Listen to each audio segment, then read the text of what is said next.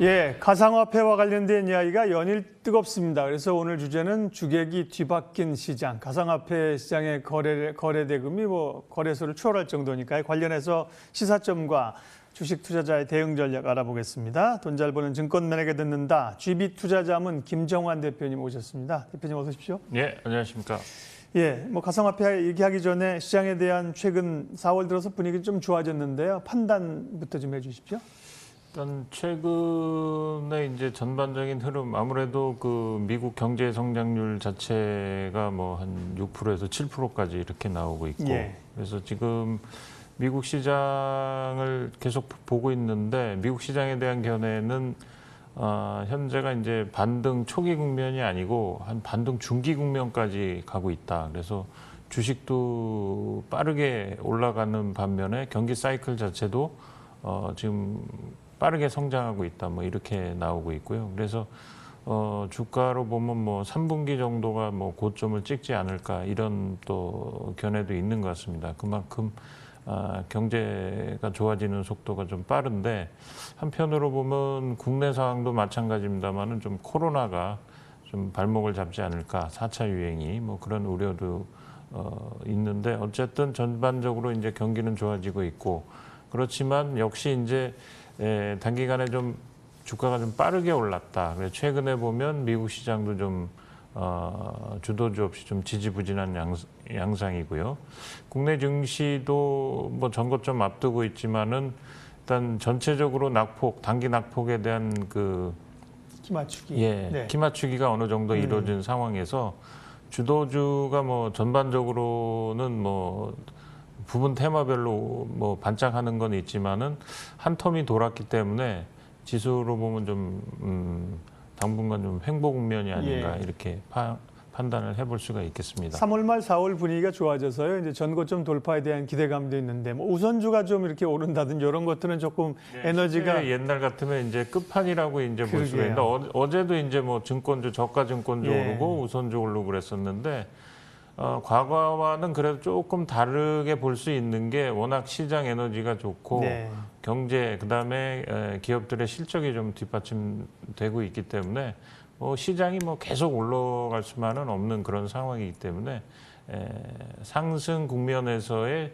조정 국면으로 보는 게 좀 맞는 것 같습니다. 예, 그럼 이제 키워드로 시장 흐름, 섹터 흐름 읽고요. 관심 종목, 전략도 알아보도록 하겠습니다. 첫 번째 키워드 확인하죠. 예, 연기금이 내일 K 주식의 매도 중단을 한다는 건 아니고요. 할까? 이런 겁니다. 지난번 아시겠습니다만 국민연금의 기금운용위원회가 지난번에 한 번 있었는데요. 결론을 못 내고 이제 한 달 뒤로 미뤘는데 9일, 내일로 이제 저는 기억하고 있는데요.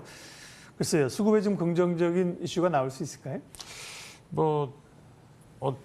지난번에도 이제 아무래도 이제 선거 앞두고 결정이 이제 뭐 표를 의식한 게 아니냐 이럴 수가 있어가지고 오해 소지 때문에 선거 끝나고 이제 미뤄놨는데, 일단 뭐 전체적인 흐름, 그러니까 국내 주식을 줄인다는 거는 이제 맞는 것 같은데 얼마큼 줄이냐 이게 좀 문제인 것 같아요. 그래서 과거에는 폭이 13.3%, 14.8%에서 18.8%까지 예상을 했다면 이 폭을 이제 넓혀가지고 상한선을 20.3%로 넓히느냐, 이게 이제 관건이 될 것 같은데,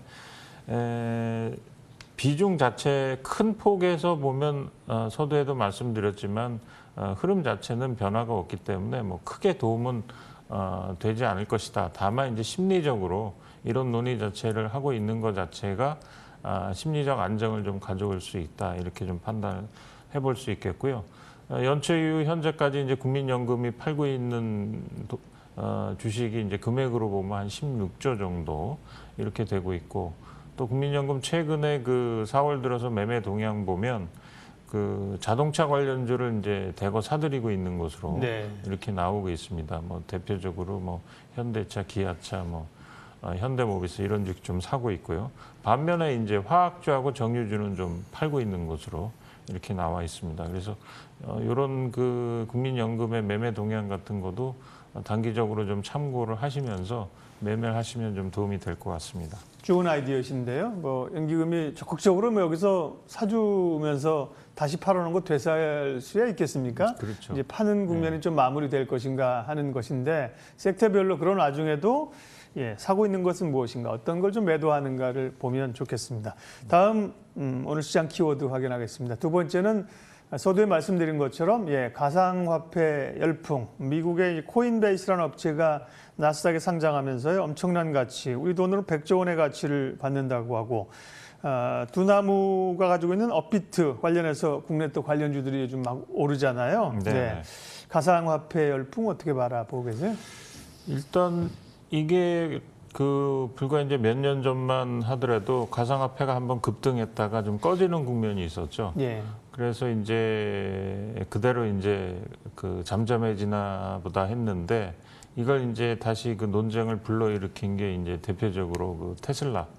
자기들은 가상화폐로 자동차 차를 살 수 있게 만든다. 차를 살 수 있게 하겠다. 뭐 이런 게 이제 얘기가 되고 있고, 그 다음에 주요 금융기관에서도 자기들 자산의 일부분, 뭐 3%에서 5% 정도를 가상화폐로 투자를 해서 대체를 하고 있습니다. 그래서 이게 이제 과거에는 하나의 지나가는 흐름으로 봤는데, 이게 잘못하면 추세로 굳어질 수 있겠다, 이런 기대감들, 그런 것들이 이제 작용하면서 하나의 시대적인 이제 흐름으로 볼 수가 있겠다, 그런 것이죠. 그래서 이제 어제 같은 경우는 국내 가상화폐 시장에서 거래되는 가격에 대해서 뭐 소위 말해서 김치 프리미엄이 붙었다. 그래서 이제 국내 가상화폐 가격이 좀 많이 빠졌고, 이러한 영향으로 미국 시장에서도 이제 가상화폐가 좀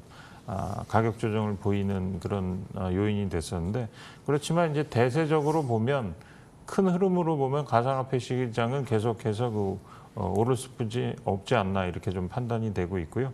그래서 이번에 미국 최대 가상화폐 거래소죠, 코인베이스가 이제 상장을 하는데, 최근에 저희가 블룸버그 뒤져보니까 블룸버그에서 한 100조 정도로 이제 평가를 좀 하고 있고, 그래서 이제 비슷한 국내 기업을 아무래도 이제 찾게 되는 거 같고요.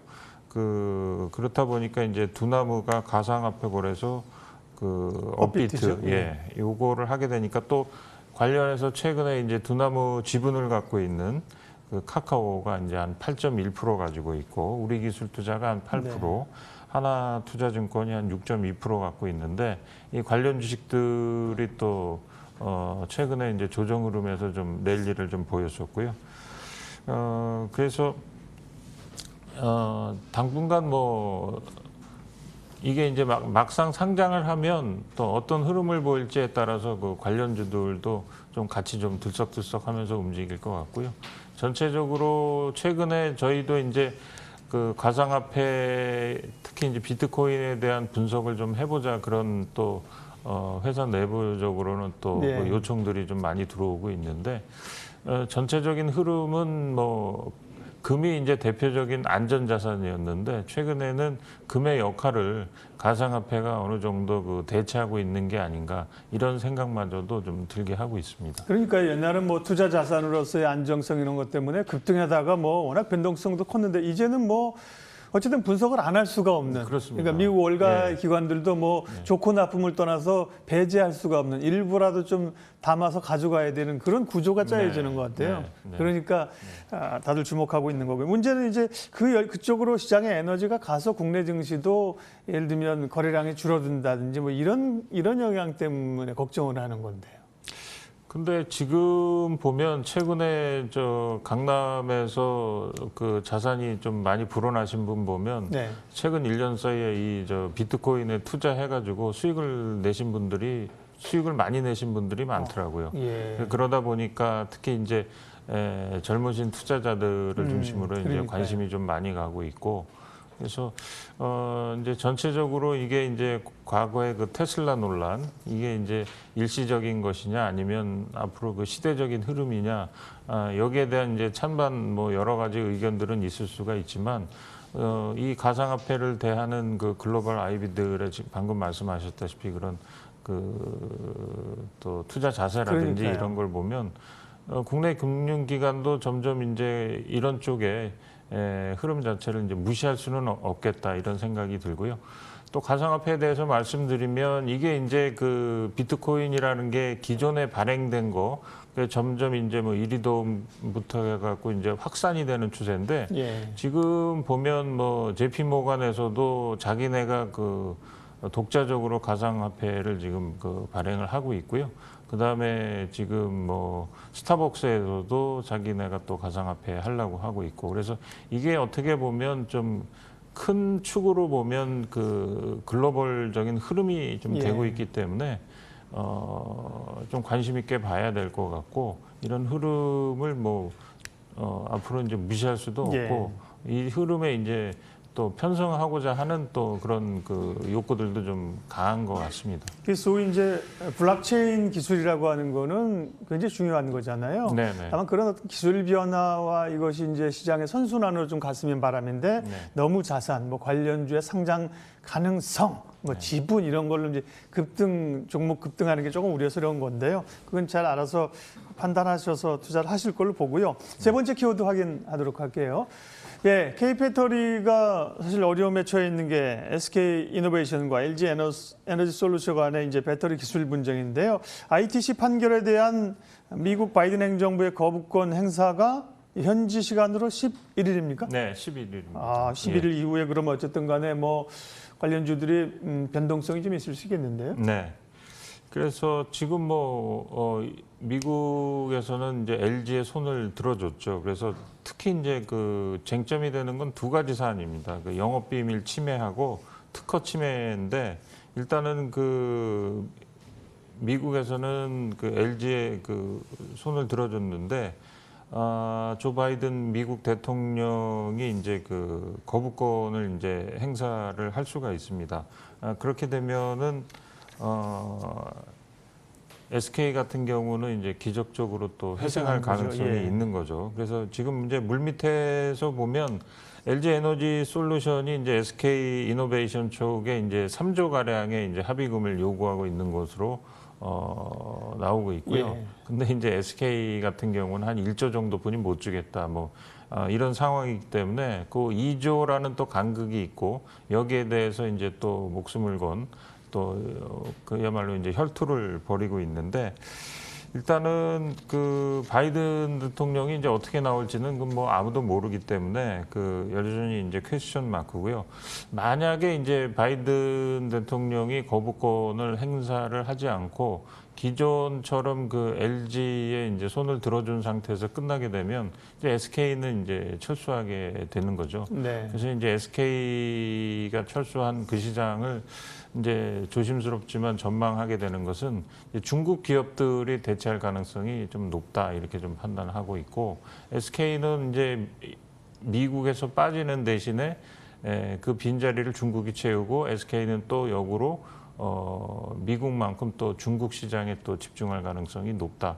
뭐 이렇게 지금 판단을 하고 있는 것 같습니다. 예, 이건 뭐 바이든 행정부 대통령이 결정할 사항이라 어찌 될지를 참 예측하는 게 굉장히 어렵네요. 네, 쉽지는 않은 어렵습니다. 일이죠. 만약에 거부권을 행사를 한다면 SK는 뭐 급등을 하고 날개를 달 텐데 그렇지 않으면 이제 또 LG의 손을 들어준 게 확정되는데 결국은 그렇게 가면서 뭐 바이든이 결국은 거부권 행사하지 않으면 SK가 조금 더 불리해지면서 결국은 협의 쪽으로 가지 않을까요? 그렇죠. 그러면서 돌파구를 찾는 게 그죠? 맞추겠죠. 어느 그러니까요. 정도. 네. 그 아까 간극을 맞추는 네, 쪽으로 네. 해가지고요. 네. 예, 그렇게 되기를 좀 기대하겠고요. 어쨌든 간에 이제 어떻게 될지 모르는 변수를 11일 현지 시간 10일을 앞두고 있으니까 우리로서는 이제 다음 주 주초에 알 수가 있겠네요.